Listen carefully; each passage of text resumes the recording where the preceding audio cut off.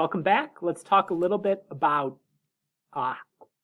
rounding, adding, subtracting, multiplying, and dividing, and maintaining the number of significant figures, or continue to communicate with information that reflects the precision of the instrument we use in the lab. It would be the fancy way to say it.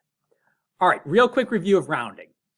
You look one place over from where you want to round. If the number is 0, 1, 2, 3, 4, you round down or keep the value the same. If it's 5, 6, 7, 8, or 9, you round up. So for each of these, if I want to round to 2 decimal places, or to the 100th place is another way to say that, I'm going to want to round here. I'm going to want to round here. I'm going to want to round here. I'm going to want to round here. So this one, you look one place over, that's going to be 32.12.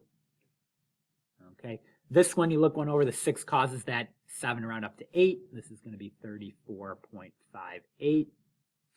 Okay. This one's going to be 29.00. So that 1 causes that to stay the same. 31.89. Now you got a 9 here, so that 8 is causing that 9 to round up. So you got to look back one more to 89, right? And this is going to be 31.90, right? One thing you definitely don't do is you definitely don't do this. If I have 32.14, I'm trying to even think of an example. 4,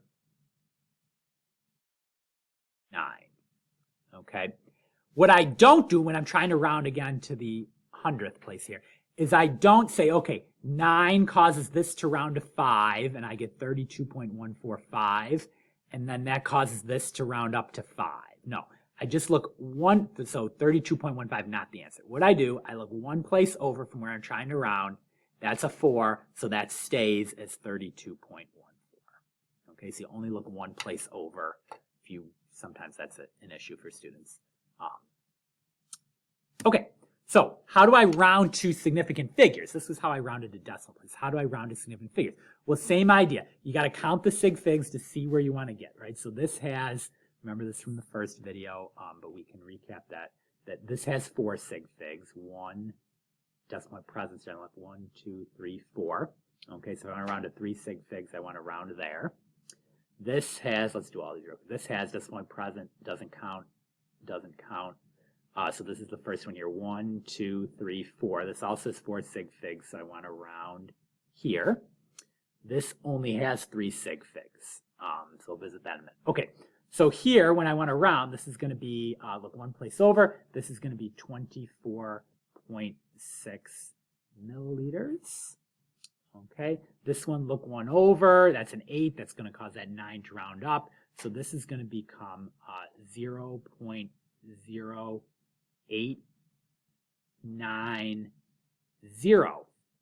Right? I have to write that 0 in because that 0 is a significant digit, right? 1, 2, 3.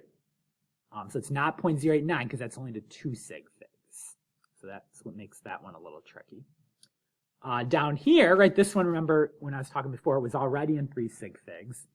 So I'm just going to rewrite it, right? In other words, maybe rounding is misleading, which is why I have it in quotes up here. What I really want to do is I want to make sure I'm expressing the answer to the correct number of significant figures.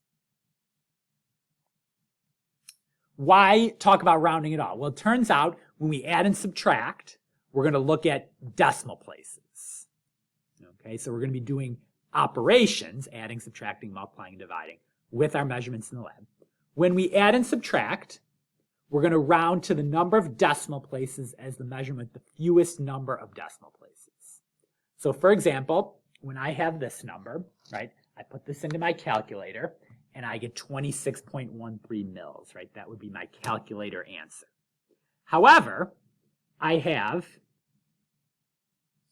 2 decimal places here and 1 here. So rather than 26.13, I want to express my answer as 26.1 milliliters because I want to go to 1 decimal place because there's 2 decimal places here in this measurement, 1 in this measurement. My answer should go to the same number of decimal places as the measurement with the fewest decimal places. This one, when I subtract, my calculator gives me just 2, right? But that's not showing sig figs, right? So what do I have to do? When I subtract, I'm going to express or round to the same number of decimal places as the measurement with the fewest number. So this has 2 decimal places. This has 2 decimal places. So my answer should also have 2 decimal places, 2.00 milliliters. When I multiply and divide, same idea, but this time I'm looking at significant figures instead of decimal places. So this catches a lot of students. Add and subtract, look at number of decimal places, round to the fewest number of decimal places. Multiplying and divide, look at the Sig Figs, round to the measurement with the fewest number of significant figures. So I type this first one into my calculator here, 3.45 times 2.3. 7.935 is what my calculator gives me. I'll write that down here. Okay. Now, what do I have? I have 3 Sig Figs here. I have 2 Sig Figs here. So my answer should go to 2 Sig Figs. Or in other words, my answer should be just 7.9. All right. Don't worry too much about what's going on with the unit here, but meter times meter ends up meter squared, just like x times x would be x squared. How about this one? Type that into my calculator, 17.65 divided by 3.2, and I get a real good one, 5.515625. Okay, 5.515625. Right? So that's way too many Sig Figs, because this is 4 Sig Figs, and this is 2.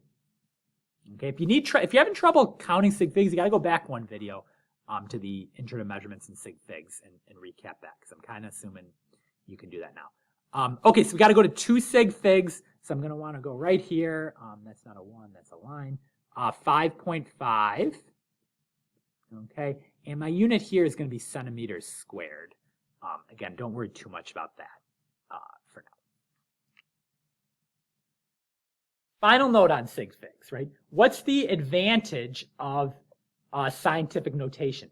The advantage of scientific notation is that the number of digits you express is always the number of significant figures. You don't need to think present, absent, left, right, that whole thing. You can just say, okay, I'm going to take this number, I'm going to put it into scientific notation, 1, 2, 3, right? This is going to be 2.01 times 10 to the third, okay? And I'm going to express it like that. Why not 2.010? Because that would be 4 Sig Figs, right? And remember, this originally had the decimal point absent, so it was only 3 Sig Figs. So that's 3 Sig Figs there. Same idea here. It's really useful with small numbers, right? 1, 2 hops this time. This one's going to be 2.140 times 10 to the, what did I do? 2, -2. Okay, and this is kilograms. This is milliliters. Always include your unit.